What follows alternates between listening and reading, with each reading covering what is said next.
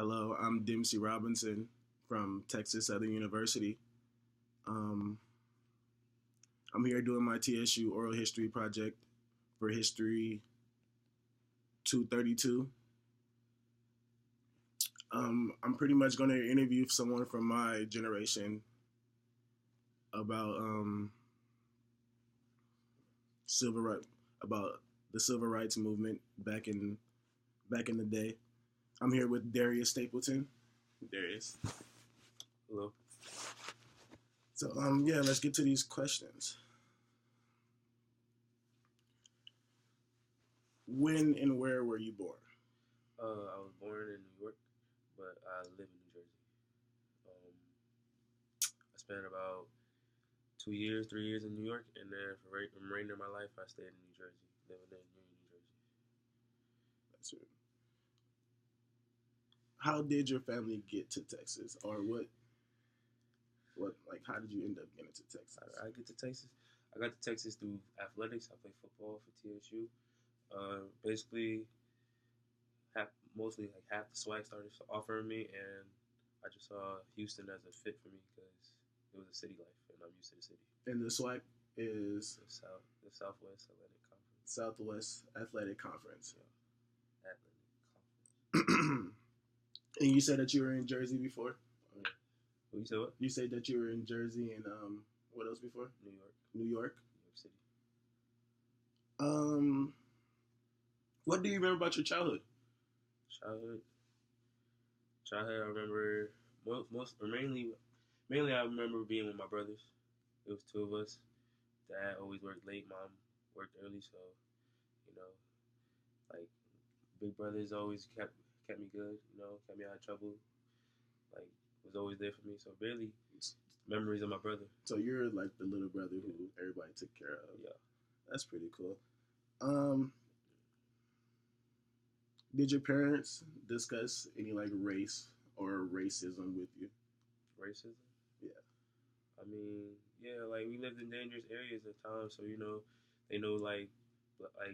my mom always preached to me like not the how being a black person can be bad, but like the negative sides and effects that you can be from being black, like just being out late or having a hood on or just something like that little. So she always like preached to me like, when you see bad things, like avoid it. You know what's right, you know what's wrong, all that. And like that's really the only thing my mom really told me about race, like what to do and what not to do. Right. What notable moment in American history sticks out the most in your memory? My memory, really, it would have to be when I was in first grade and everybody was acting crazy, like in first grade, and everybody was going. Was locked down and everything, and I get a call to the office, and then I hear my mom be like, she about to come pick me up, and I'm in the car with my mom. She telling me, yeah, the Twin Towers have been hit, and I'm like, oh my god! At the time I didn't know how big of significance it was, but like now seeing how big it is, I really realized, wow, that was a really traumatic period in history, and I just like wasn't old enough, mature enough to really comprehend it. And from looking at it now, like how do you feel like going through high school and actually experiencing that they gave it a holiday? How do you feel about it now? I mean, honestly, how I feel about it now. I mean, I feel lost. I feel sad. I mean, I honor everybody, even firefighters that went in and to help out. Yeah. I feel bad. Where were you? Where I was in elementary school. I was in class. I was everybody was leaving class. I was like one of the last people to leave. I was like, yeah, everybody left me in this class. They didn't even let me know. And I'm guessing since you were a little kid, you said like you didn't really know how big of significant it was. So your response to it when you first seen it or when you first heard about it, it was just like was like, yeah, like buildings are falling. Yeah, someone hit a building. Like, yeah, I don't know what was going on.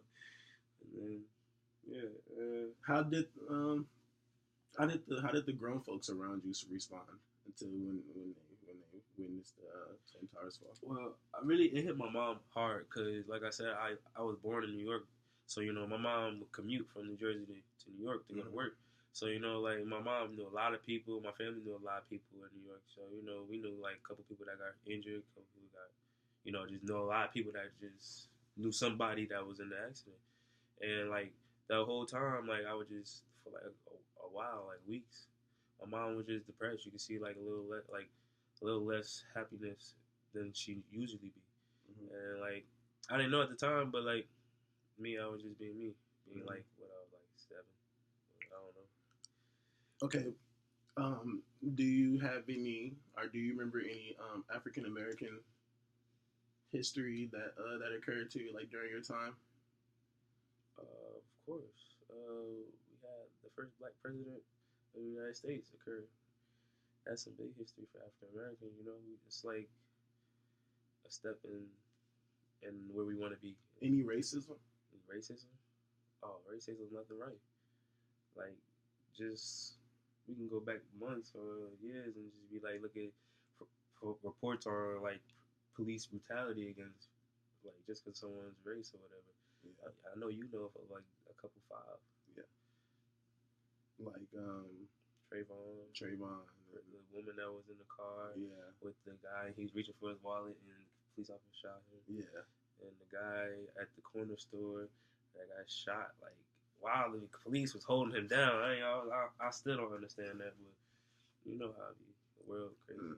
What advice do you give young people today? Work hard because life go by.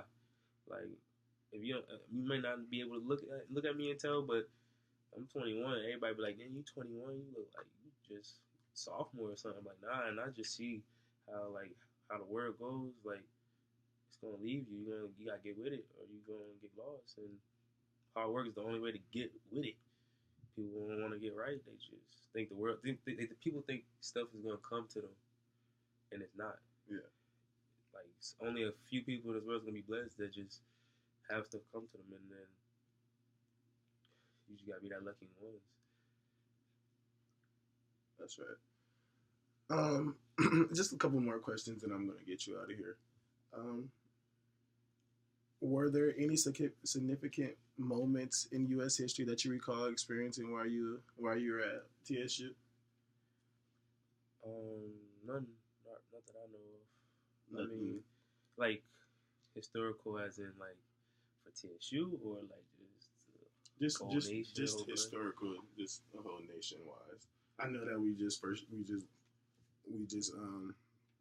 we're experiencing a new president that's gonna be coming right now. Oh yeah, Trump. Yeah, that would be something, I guess. Right. That's gonna impact the world in a crazy way. I don't look forward to seeing it. And describe campus then compare it to what it's like now. Do you think HBCUs are important? Why and why not? Describe campus? Campus. It's campus. I don't know how to describe campus. Our campus, I get tired of it because it's that long time to walk. But HBCUs, I mean, they're important in some aspects. I could just tell you from this, like, we don't have a lot of HBCUs around Jersey, but like when I come down here, there's more culture behind the school. And you could already feel that as soon as you step on the campus, Tiger Walk, anywhere around it. It feels like a family. Yes. Like even just in the beginning of the school year, especially PV week, like it just feels like there's more to a game than it is. Like there's something behind it that I have no idea what it's about, but I just go out there and play, And like back at home, it's just college. Like, like there's no X factor to it. You just go there. I mean that's what college is. You go there to do hard work, to like get out, do the time, and like get on your life. But here is just something else. Right. Well, thank you, Darius. I appreciate it. Thank you. Thank you for the interview. Once again, my name is Dempsey Robinson, History 232. This is my TSU Oral History Project.